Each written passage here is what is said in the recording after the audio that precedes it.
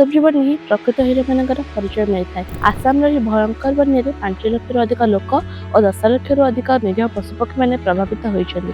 यही कठिन समय प्रकृत हिरो मैंने सहायतार हाथ बढ़ाई मैदान को ओह्लाई आसी।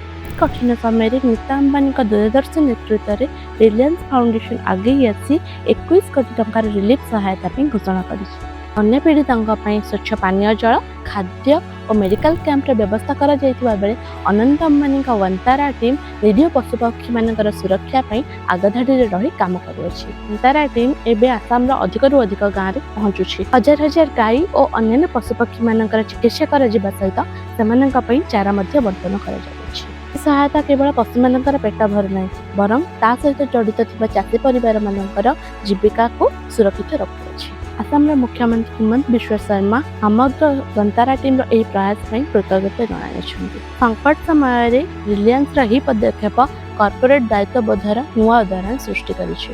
आसाम वन्य पीड़ितों सहायता निज निज स्तर में आगे आसिथिबा प्रत्येक महिला और पुरुष को आमर सलाम। जय हिंद।